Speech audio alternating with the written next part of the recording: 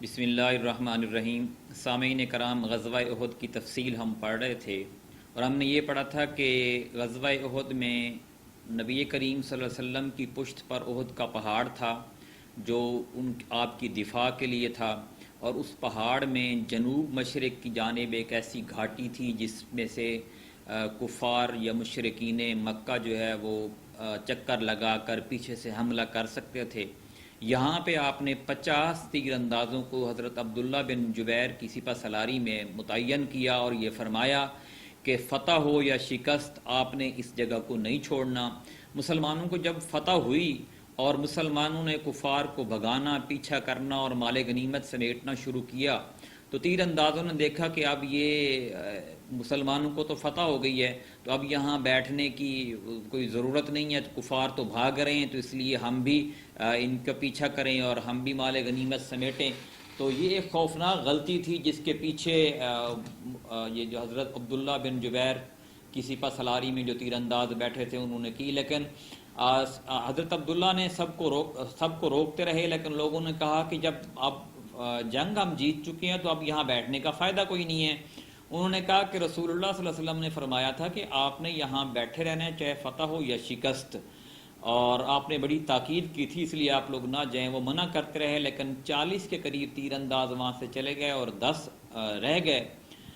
بس اسی موقع کی نزاکت کو دیکھتے ہوئے خالد بن ولید جو کفار کے اس گھوڑوں کے سالار تھے، انہوں نے اپنے لشکر کو دیکھا کہ اب یہ مسلمان جو تیر انداز ہیں وہاں سے ہٹ گئے ہیں، تو انہوں نے دائیں طرف کا چکر کاٹا اور جنوب مشرق کی طرف سے پیچھے سے آ کے تیروں کی ایسی بچھاڑ کی کہ مسلمان اب آگے سے بھی گر گئے اور پیچھے سے بھی گر گئے، اور پھر جنگ کا پاسا جو تھا وہ پلٹ گیا، اور کفار جو تھے انہوں نے دیکھا کہ ہم مسلمان پیچھے سے بھی گر چکے ہیں، تو انہوں نے بھاگ رہے تھے انہوں نے واپس مڑنا شروع کر دیا، اور وہ جو جھنڈا تھا وہ بھی ان کی ایک خاتون نے اٹھا لیا، اور اس طرح کفار اس جھنڈے کے گرد جمع ہونا شروع ہو گئے، اور جو جیتی ہوئی جنگ تھی وہ مسلمانوں کے خلاف پلٹنا شروع ہو گئی۔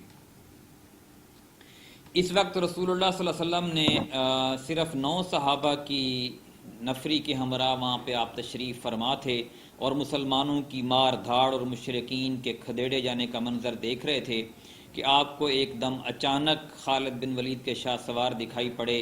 اس کے بعد آپ کے سامنے 2 ہی راستے تھے، یا تو آپ اپنے 9 رفقا سمیت تیزی سے بھاگ کر کسی محفوظ جگہ چلے جاتے اور اپنے لشکر کو جو اب نرگے میں آیا ہی چاہتا تھا اس کی قسمت پر چھوڑ دیتے، یا اپنی جان خطرے میں ڈال کر اپنے صحابہ کو بلاتے اور ان کی ایک معتدبہ تعداد اپنے پاس جمع کر کے ایک مضبوط محاذ تشکیل دیتے، اور اس کے ذریعے مشرکین کا گھیرا توڑ کر اپنے لشکر کے لیے احد کی بلندی کی طرف جانے کا راستہ بناتے۔ آزمائش کے اس نازک ترین موقع پر رسول اللہ صلی اللہ علیہ وسلم کی عبقریت اور بے نظیر شجاعت نمایاں ہوئی، کیونکہ آپ نے جان بچا کر بھاگنے کی وجہ اپنی جان خطرے میں ڈال کر صحابہ کرام کی جان بچانے کا فیصلہ کیا۔ چنانچہ آپ نے خالد بن ولید کے شاہ سواروں کو دیکھتے ہی نہایت بلند آواز سے صحابہ کرام کو پکارا، اللہ کے بندے ادھر! حالانکہ آپ جانتے تھے کہ یہ آواز مسلمانوں سے پہلے مشرکین تک پہنچ جائے گی، اور یہی ہوا بھی۔ چنانچہ یہ آواز سن کر مشرکین کو معلوم ہو گیا کہ آپ یہاں موجود ہیں، لہٰذا ان کا ایک دستہ مسلمانوں سے پہلے آپ کے پاس پہنچ گیا، اور باقی شاہ سواروں نے تیزی کے ساتھ مسلمانوں کو گھیرنا شروع کر دیا۔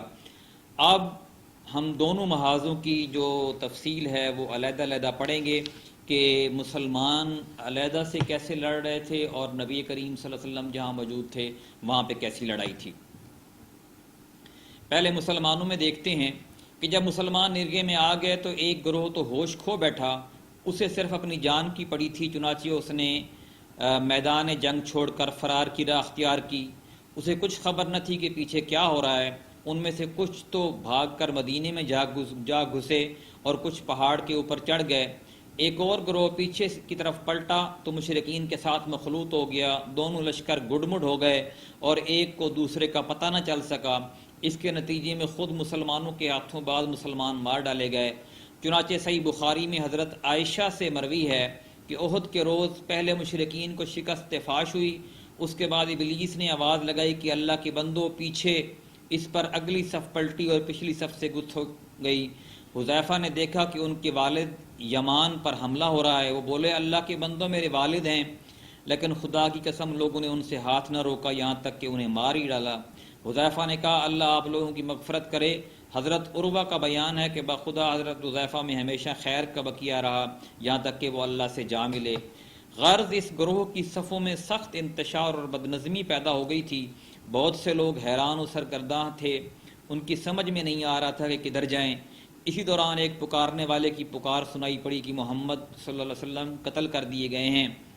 اس سے رہا سہا ہوش بھی جاتا رہا، اکثر لوگوں کے حوصلے ٹوٹ گئے، بعض نے لڑائی سے ہاتھ روک لیا اور درماندہ ہو کر ہتھیار پھینک دیے۔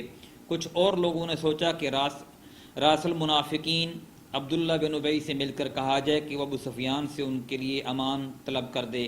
چند لمحوں بعد ان لوگوں کے پاس حضرت انس بن نضر رضی اللہ عنہ گزر ہوا، دیکھا کہ ہاتھ پر ہاتھ دھرے پڑے ہیں، پوچھا کاہے کا انتظار ہے؟ جواب دیا کہ رسول اللہ صلی اللہ علیہ وسلم قتل کر دیے گئے۔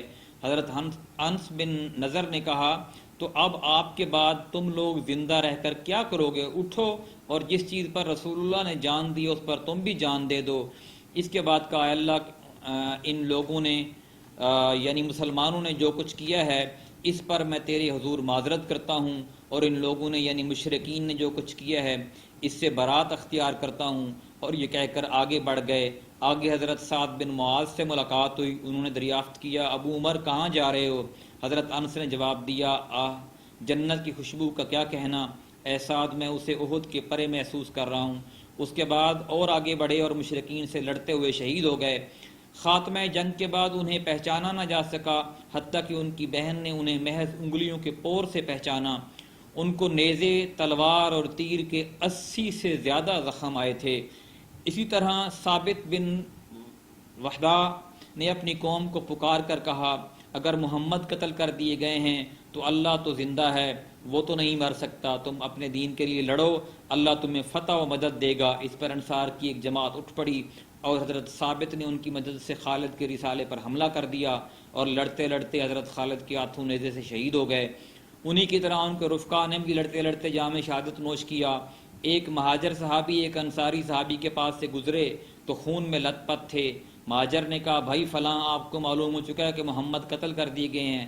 انصاری نے کہا اگر محمد قتل کر دیے گئے ہیں تو وہ اللہ کا دین پہنچا چکے ہیں، اب تمہارا کام ہے کہ اس دین کی حفاظت کے لیے لڑو۔ اس طرح حوصلہ افزا اور ولولہ انگیز باتوں سے اسلامی فوج کے حوصلے بحال ہو گئے اور ان کے ہوش و حواس اپنی جگہ آ گئے۔ چنانچہ اب انہوں نے ہتھیار ڈالنے یا ابن ابی سے مل کر طلب امانت کی بات سوچنے کی بجائے ہتھیار اٹھا لیے اور مشرکین کے تن سیلاب سے ٹکرا کر ان کا گھیرا توڑنے اور مرکز قیادت تک راستہ بنانے کی کوشش میں مصروف ہو گئے۔ اسی دوران یہ بھی معلوم ہو گیا کہ رسول اللہ صلی اللہ علیہ وسلم کے قتل کی خبر محض جھوٹ اور گھڑی ہوئی ہے۔ اس سے ان کی قوت اور بڑھ گئی اور ان کے حوصلوں اور ولولوں میں تازگی آ گئی۔ چنانچہ وہ ایک سخت اور خون ریز جنگ کے بعد گھیرا توڑ کر نرگے سے نکلے اور ایک مضبوط مرکز کے گرد جمع ہونے میں کامیاب ہو گئے۔ اسلامی لشکر کا ایک تیسرا گروہ وہ تھا جو صرف رسول اللہ صلی اللہ علیہ وسلم جس کو فکر تھی۔ یہ گروہ گھیراؤ کی کارروائی کا علم ہوتے ہی رسول اللہ صلی اللہ علیہ وسلم کی طرف پلٹا۔ ان میں سر فہرست حضرت ابو بکر صدیق، عمر بن خطاب، علی ابن ابی طالب وغیرہ تھے۔ یہ لوگ مقاتلین کی صف اول میں بھی سب سے آگے تھے، لیکن جب نبی کی ذات گرامی کے لیے خطرہ پیدا ہوا تو آپ کی حفاظت اور دفاع کے لیے بھی سب سے آگے آ گئے۔ اب انشاءاللہ ہم آگے پڑھیں گے کہ رسول اللہ صلی اللہ علیہ وسلم کے گرد گرد جنگ کے کیا مناظر تھے۔ جزاک